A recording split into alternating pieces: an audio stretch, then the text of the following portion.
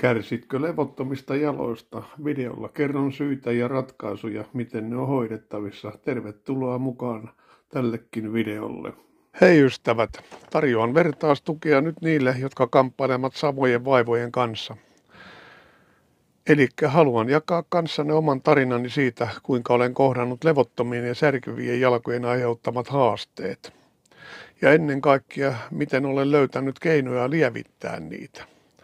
Nyt kerron henkilökohtaisen kokemukseni ja löytämäni apukeinot, joita internetin pittiavaruudesta kyllä löytyy, kun niitä aikani etsin ja jonka tiedon jaan nyt teille. Kuten monet kanavani seuraajat tietävät, sain 2. lokakuuta 2023 ruokatorven syöpädiagnoosin ja hoidot alkoivat välittömästi. Vuoden ajan sain sytostaattihoitoa 3 viikon välein ja vaikka tauti saatiin taltutettua jälkivaikutuksena, minulle jäi neurologisia vaivoja, kuten jatkuvaa jalkasärkyä ja muita kipuja sekä pistelyä varpaissa sekä sormenpäissä. Erityisesti levottomat jalat alkoivat vaivata siinä vaiheessa, kun lopetin vahvojen särkylääkkeiden käytön ja tämä toi mukanaan uudenlaisen haasteen unihäiriöinä sekä jatkuvana epämukavuutena ja yleisenä levottomuutena. Mutta en jäänyt paikoilleni, halusin ymmärtää, mistä nämä oireet johtuvat ja ennen kaikkea löytää keinoja helpottaa niitä. Siksi olen kokeillut erilaisia menetelmiä, etsinyt tietoa ja testannut käytännössä, mikä oikeasti auttaa.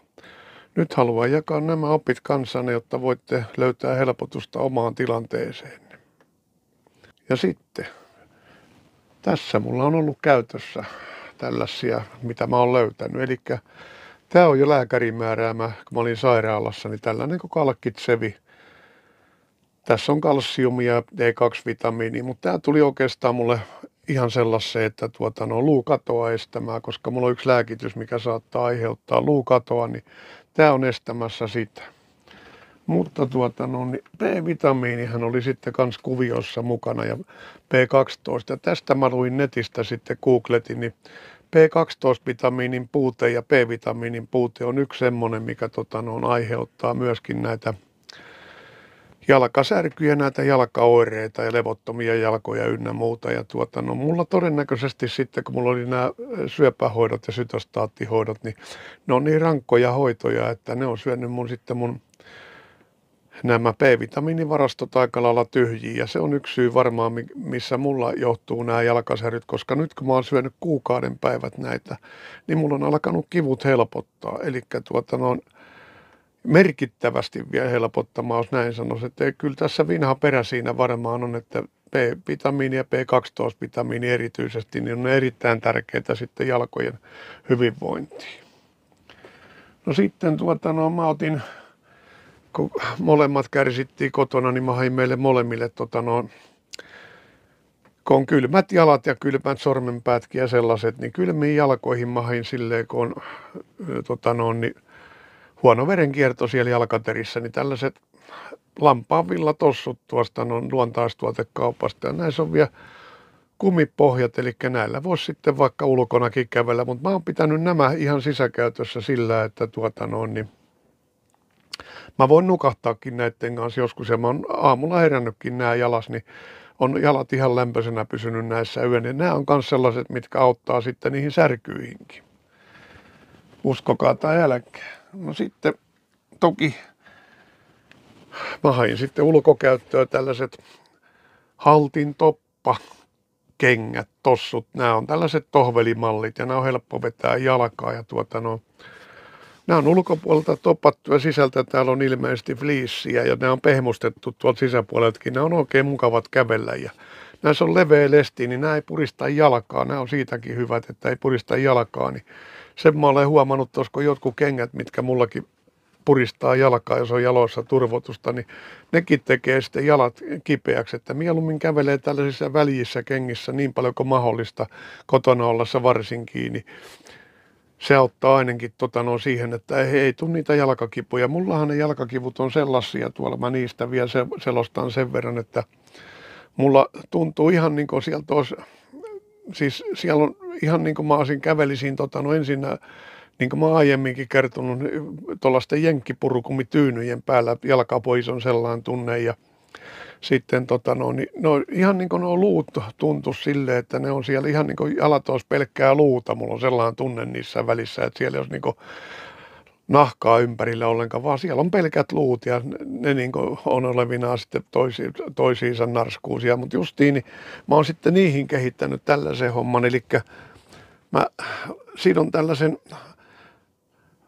apuvälinetekniikasta saadun oikein virallisen tukisukan, mikä tulee mulle sitten ihan tänne polviin asti, mutta mulla on näitä jäänyt sitten tähteeksi, niin mä käytän näitä tässä sillä tavalla, että mä laitan molempiin jalkoihin tuollaisen rusetin solmin näistä ja ihan silleen kevyesti pistää sen tuohon jalkaan, niin se kivasti tuntee, sen oikein tuntee, kun heti kipu helpottaa, kun tää jotenkin niinku ehkä siellä jotain sellaisia hermopinteet tai jotain on, mitkä tää sitten niinku hetkeksi poistaa. Mä oon nukkunutkin näiden kanssa monet yöt. Mutta nyt kun mä kattelin vielä noita mun kantapäätä, niin mun pitää sekin muistuttaa, että mä oon alkanut 2 kuukauden välein käymään säännöllisesti jalkahoitajalla, koska niin mulla on ollut itsellä vähän vaikea, niin kuin monella muullakin tämän ikäisellä varmaan, ja vähän kun on mahaakin vielä, mulla on tullut takas tuo maha, niin kynsien leikkaaminen ei ole mikään niin maailman helpoin nakki, niin mä oon ihan 2 kuukauden välein alkanut käymään jalkahoitajalla. Meillä tässä Nastolassa on oikein hyvä jalkahoitaja, niin se leikkaa kynnet, mutta tekee paljon muutakin sieltä, poistaa karstaa jaloista ja käy nuo kynsinauhat kaikki läpi ja hinnan myötä multa on vähän poistanut sitä känsääkin sieltä jalkapohjasta, niin mulla on alkanut jalat silläkin tavalla tässä sitten pikkuhiljaa paranemaan. Että tällaista tietoa tällä kertaa ja niin toivottavasti sitten tästä saatte jotain kotiin vietäväksi työkin, niin saatte kokeilla näitä juttuja. Nämä on ihan toimivia juttuja, mutta toki mun pitää sanoa, että se mikä käy minulle, niin ei välttämättä käy kaikille. Että niin nämä on vähän henkilökohtaisia juttuja, mutta jos näitä kokeilee, niin ei siinä ainakaan mitään häviä.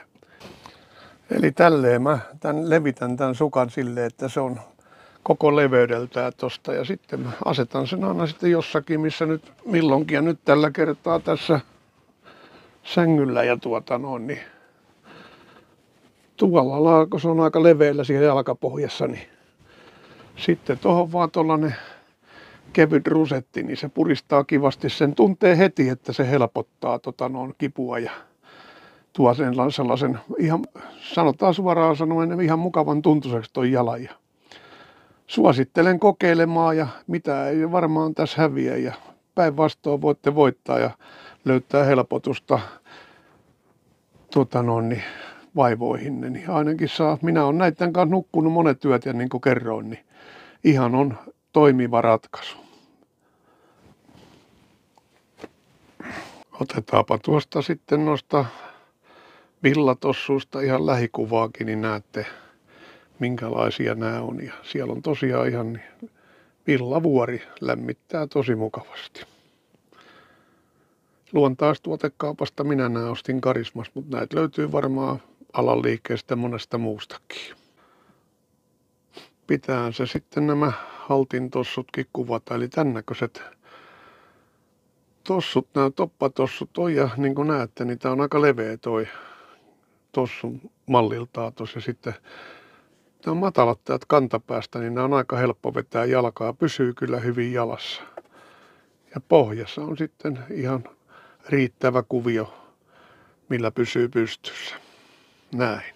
Vasemmalta oikealle kun lähdetään menemään, niin siellä on magneesiumi, missä on sitraattia ja tuo on se kalkkitsevi kalkkipilleri. Siinä on 180 kappaletta ja mulla menee pilleri päivässä, eli tuo kestää sitten niin kuin puolisen vuotta. Siinä on sitten tuo männyn havupuu juoma ja sitä mä oon Puuilosta ostanut tosiaan niin sellaisissa 6 pakkauksissa, niin kestää melko pitkään minulla. Desipäivässä sitä menee. Ja sitten tuossa on tuo B-vitamiini, missä on B12-vitamiinikin. Niitä mä sitten syön tässä, että nämä on ne lääkitykset ainakin minun jalkavaivoihin. Mennäänpä seuraavaksi ajassa noin 1,5 vuotta taaksepäin ja kerron siinä sitten videolla, mistä kaikki tämä sai alkuun. No, lauantai huomenet, hyvät katsojat. Nyt on 9.12. ja kello on aamulla 7.03. Teen tällaisen päivityksen, mitä en olisi koskaan toivovani joutumani tekemään, mutta näin siinä on vaan käynyt, että tämäkin tuli sitten eteen ja on koettava. Jo viime keväästä asti tuossa oli kaikennäköisiä vaikeuksia tuon terveyden kanssa ja siinä oli oireilua koko ajan ollut pitkin kevättä ja kesää sitten. Ja mulle vaan nostettiin noita lääkeannoksia sitten. Joskus se on auttanut, mutta nyt loppu sekin, tiesit, että se ei enää auttanut. Ja sitten mä vaatimalla vaadin, että mun on päästävä tuohon gastroskopiaan, eli tutkitaan tämä ruokatorven seutu. Ja 24.7. mä sain sitten siihen lähetteen ja siinä lähetteessä sanottiin, että menee 2-6 kuukautta ennen kuin sinne on mahdollisuus päästä. No minähän aloin sitten kiirehtimään sitä hommaa ja se on ehkä mun pelastus, että mä olen tässä vielä. Ja 2.10. sitten niin monen yrityksen jälkeen, kun mä jouduin sinne sitten soittelemaan ja sanomaan, kun mulla oli tosissaan kovat kivut. Etteikö sinne nyt meinaa päästä ennemmin, että mulla on hirveät kivut ja pitäisi saada ne ainakin pois. Ja sitten pääsin sinne vatsakeskukseen tonne Päksiin ja mä menin sinne 10 aamulla ja 15:10 mulle oli tuomio, että mulla on syöpä täällä ruokatorven 3. alaosassa ja se on nyt sitten myöhemmin diagnosoitu sellaiseksi parantumattomaksi syöväksi, että tässä nyt sitten vaan sen kanssa kärmistellään. Mutta sillä mä laitan tämän päivityksen. Mä oon joutunut niin monesti jo ihmisille kertomaan, että ollaan kotona. Lähettekö te etelään, koska te lähette ja milloin te lähette. Ja he ei saa tavallaan niin rauhaa, niin ajattelin, pistetään kissa pöydälle, niin silläpä tästä päästään eroon yhdellä kertaa. Ja tässä on nyt toinen hoitojakso mulla menossa. Nämä on sellaisia 3 viikon sykleihin jaettu, eli annetaan 2 viikkoa sitä stytostaattia, sitten heti perään 5 päivää laitetaan mieheen valkosoluja, vuokkoruiskuttaa, ne tuossa sellaisen apteekkiruiskulla on haettu, ne on ihan pelkkää valkosolua ja siinä on sitten muutama huilipäivä ja sitten taas on tämä plasman tiputus, eli se tiputetaan tuolla Päksissä tänne, oikeastaan tosta jostain, niin se tiputetaan sellainen 2,5–3 tuntia sitä ainetta menee elimistöön ja sieltä sitten pääsee lähteä kotiin. Mulla on oikeus Kela-taksiikin nyt, niin pääsen sitten kotiin tänne ja kotona sitten syödään 3 pilleriä, yhtä syöpälääkettä aamulla ja 3 pilleriä illalla sitten samaa lääkettä, että sitten kun tässä on kaikki muut lääkkeet päällä, sokeritautilääkkeet ja verenpainelääkkeet, verenohennuslääkkeet ja ynnä muut, niin 11 pilleriä on aamulla se määrä, minkä mä nyt joudun vetämään. Mutta tämä on tilanne nyt ja tätä tulee jatkumaan tuonne aika lailla maaliskuun puoleen väliin asti tämä kestää. Sen jälkeen mä en tiedä sitten mitä tapahtuu, mutta on sanottu, että mut siirretään sitten niin kirurgian puolelle, että aletaanko leikkaamaan tai keksitäänkö jotain muuta. Mutta siihen asti mä olen nyt, että on syöpäosaston kirjoilla ja tätä hoitoa koetetaan. Sen verran on käsitteellä tuntemuksia ollut, että kun se aine täällä vaikuttaa, niin kyllä sieltä tuntuu niin kuin silleen, että siellä jotain syöpäsolujakin lähtee, mutta siinä lähtee terveitäkin soluja sitten jonkun verran mukana. Ja just sen takia annetaan niitä valkosoluja sitten heti tämän hoidon perään. Ne on erittäin tärkeää. Sellaista tässä on. Mä lopettelen tässä nyt pikkuhiljaa, että pitkästy mun jorinoihin tässä. Nyt tiedätte sitten mikä on tilanne ja Sysmä Campingillä on tehnyt monta kertaa mieli lähteä vielä käymään. Mutta nyt on sellainen tilanne, että kyllä mä nyt sinne ajaa jaksan, ei siinä mitään, mutta ei siellä nauti olostaan, kun on näin niin heikossa hapessa, mutta jos se tästä vähän alkaisi jossain vaiheessa nousee tämä kunto ja kohenee, niin ihan varmaan mennään käymään tuossa lähialueilla. Jos sinullakin on levottomat jalat, niin tonne alle muista kommentoida ja kerro mielellään, miten itse olet hoivannut niitä. Kiitos sinulle. Jos kamppailet levottomien tai särkevien jalkojen kanssa, tiedä, että et ole yksin. Toivottavasti kokemukseni voi antaa sinulle uusia näkökulmia ja auttaa löytämään sinua toimivia ratkaisuja parempaan elämänlaatuun. Pysytään yhdessä vahvoina. Moi!